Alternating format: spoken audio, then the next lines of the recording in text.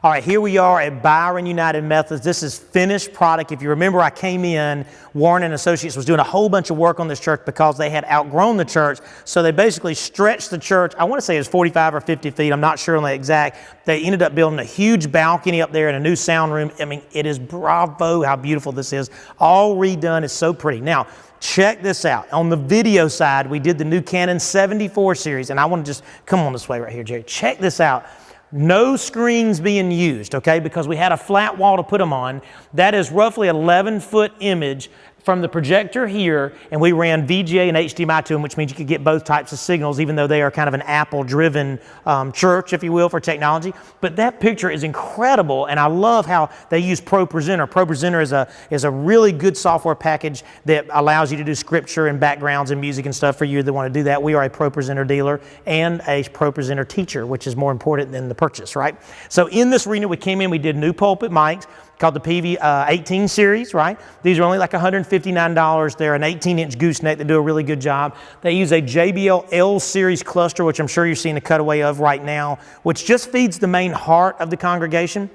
But their number one complaint was when up here, the choir did not have enough sound. So what we did is we came in and we put the new PV Impulse series speakers up in these grids on the side that fire in, which is where the old Leslie was for the organ. Now, they have their own volume control for the choir. They have a separate volume for the mains. And then they have it, you're probably seeing a cutaway in the back. The back of the church has their own set of speakers, and so does the balcony. So everywhere we do it, we kind of broke the church up into fifths where you can have a lot of sound in all those areas and not have to play it so loud, you know, because a lot of times it's just too loud for folks right here. So all of this was a really great design. I worked with their pastor and we designed kind of what we needed. We also did the new hidden hearing loop, and what that is we have a hearing loop within here for people that have hearing aids. That is a brand new market that we are getting to be a part of. So when you walk in, it enhances your hearing aid. You don't necessarily have to have an earphone for an assist for hearing. So this is really a groundbreaker in the church world for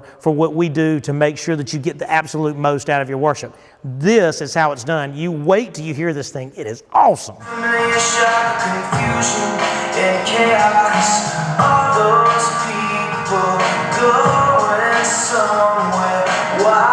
Was that not amazing? I'm telling you, the sound inside, and let me tell you, a lot of the keys to that is we've kind of built more of an enveloping surround type sound in our newest systems, and with these digital mixers, it gives us so much more flexibility. So let me tell you why that sound is what it is. Down here, we've got Yamaha's new amplifiers. These are called the P-Series amplifiers. This is about 7,500 watts. That sounds like a lot, but really in the church world, you want something that doesn't have to run at 90% all the time, and these amplifiers, we can run at 60 or 70%, and they'll last, you know, forever and ever. PVEQs, which makes a huge difference. My man Gary from the Pro Sound store has the best ear I have ever heard. He came out and tuned this church to make it perfect. Now, what's so cool about this? This is where we do all of our recording, right? Which is nice and simple. But then there's this. This is the new PreSonus. PreSonus is the bad boy of the group. And not bad like bad, but bad like good. But this is PreSonus called the 16.4. This is a true digital mixer. We are a dealer for these guys, and let me tell you what's cool.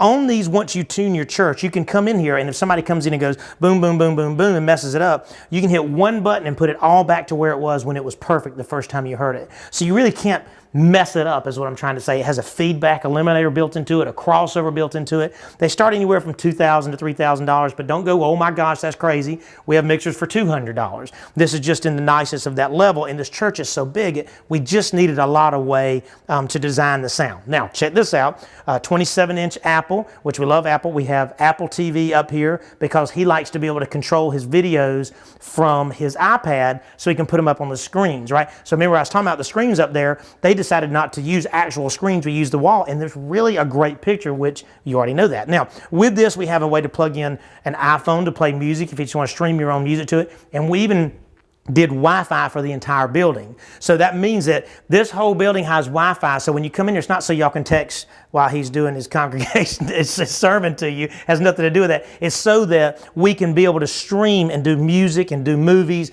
and do iPad control from the pulpit position. So it really just gave them a lot more control and a way to update and keep moving along as technology moves along. Now, a lot of folks will say, I just went to a church in Eatonton where they just were not totally sold on moving to the next level as far as technology. But let me tell you, It's a technology world at this point, and why not make the worship as good as it can possibly be? I'm so proud to have worked with Warren and Associates with this situation. This is how it's done. Perfect.